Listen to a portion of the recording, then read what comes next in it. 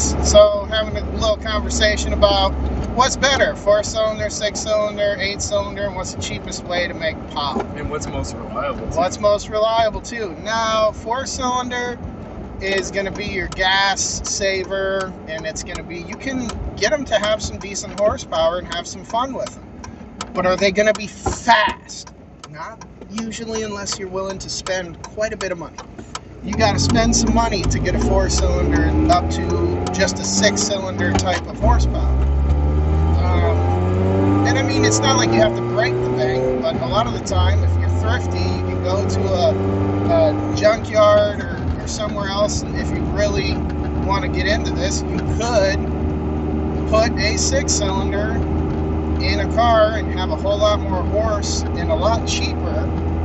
Or, I mean, obviously, especially an 8-cylinder, do it a lot cheaper and have more horse than you would with a 4-cylinder most of the time. Now, that being said, there is some ridiculous 4-cylinders out there that make crazy amounts of power and are super light.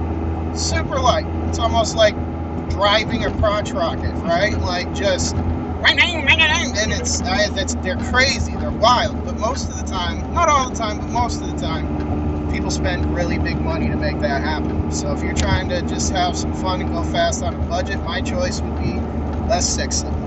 Still decent on gas, still very reliable. On the best middle road. Yeah, unless you're talking anything BMW. I'm sorry, BMW. I love you, but I hate you. Yeah. If you're going to work on your own car, unless you want to be a BMW tech, don't do it. Just say no. Them things frustrate the crap out of me, but what are you going to do? It's probably, I'm not no master mechanic either, but that's just my opinion. I'm not messing with it. But it is still fun. My pick would be probably a 6-cylinder, best of both worlds. And if you want to throw a turbo on not all 6-cylinders, but a lot of 6-cylinders, you can make a V8's worth of power with a 6-cylinder. Remember the V4 gas mileage? Yeah, with the 4-cylinder gas mileage. Not quite 4-cylinder, but right there. Like, you can still get 20 miles to the gallon with a decent 6-cylinder, unless you're in the gas a whole lot. And then, yeah. Yeah.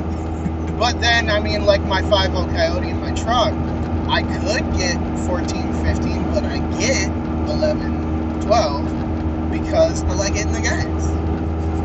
It's fun. It's loud. It's fast. It's fun. So that's the thing. It all depends on what you want to do.